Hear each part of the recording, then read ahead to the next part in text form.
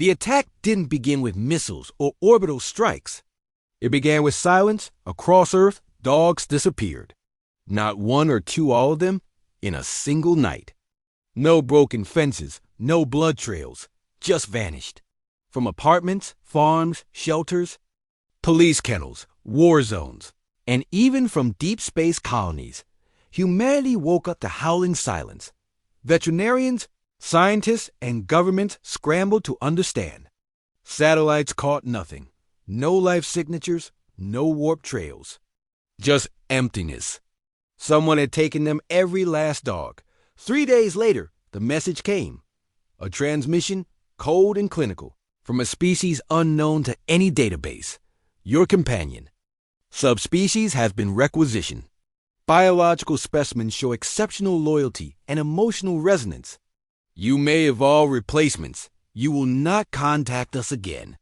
They called themselves the Karnax, a hive-minded species from the Fringalock Nebula, obsessed with taming lesser beings. They believed dogs were too good for humans. What they didn't know, dogs weren't just pets to humans. They were family. And humans go to war for family. 2 weeks later, Task Force Greyhound was launched. Fleet Admiral Sahar Devani stood at the command deck of the Argo, Earth's fastest dreadnought. Her uniform, jet black, her jaw clenched. Behind her, screens flicker with live feeds, millions of volunteers, not soldiers, but engineers, miners, parents, children, ex-Marines, ex-criminals, anyone who had once thrown a stick and watched a tail wag. Politicians begged for restraint. The people? They demanded retribution. Devani's message to the United Earth Assembly was clear. We gave peace a chance. You stole our joy. You stole our healers. You stole the creatures who waited at our doors every night, no matter how broken. We came home. Now we bring everything. The Karnax expected a diplomatic complaint. They didn't expect Project FENR-IR.Earth had been secretly building it for decades, a cybernetic warpack. Part human, part AI, designed to mimic the tactical instincts of canines, faster than fighters, smarter than drones, and most terrifying of all loyal only the human handlers. Let's slip the dogs of war, whispered Commander Ruiz as the first Fenrir units dropped into Karnax airspace. The first wave hit the Karnax moons. They expected resistance. What they got was feral strategy. Fenrir units lured them into tight corridors, then detonated howlers, sonic mines, tuned the Karnax neural frequencies.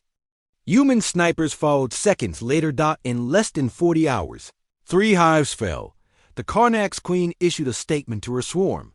These creatures fight irrationally. They don't seek conquest. They seek recovery. She was wrong. Humanity wasn't fighting to recover dogs.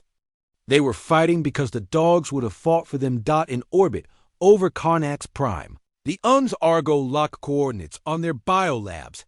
Admiral Devani's hands hovered over the launch panel. Inside those labs were millions of Earth's dogs, still alive but sedated, studied, experimented upon. That's when the dogs woke up. The labs erupted in chaos. Security cams showed the moment. The sedation systems failed. Someone or something had hacked the neural dampeners. They didn't understand. How could canines, simple Earth animals, coordinate? But they weren't simple. They were trained. Some were former military. Some were therapy animals. Some were just brave old mutts, and all of them were mad as hell. They broke through cages, barked in coordinated patterns, used learned behaviors, button presses, lever pulls. Some even activated escape pods. Human strike teams were already en route, but by the time they arrived, the dogs had liberated themselves. The final battle wasn't a war. It was a reunion. In orbit, human ships opened their bays. From below, thousands of dogs rocketed up, barking, howling, tails wagging in zero gravity. The reunions were messy, emotional. Some cried, some screamed. Some just fell to their knees, arms open wide as their companions launched into them. Karnax Queen tried to plead. We didn't harm them. We valued them. Devani stared coldly at the transmission. You valued them more than us. That was your last mistake. The orbital bombardment was swift.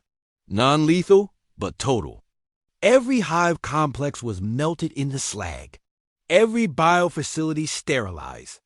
The Karnaks were banned from ever stepping foot on an Earth-aligned system again. Back on Earth, the dogs came home to a planet that had nearly torn the stars apart for them. Were met with parades, medals, treats, thunderous applause.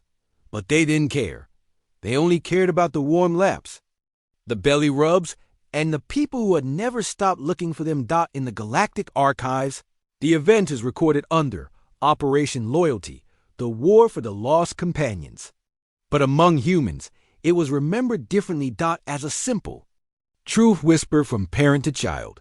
Never mess with Earth's dogs, because if you do, you call down the pack.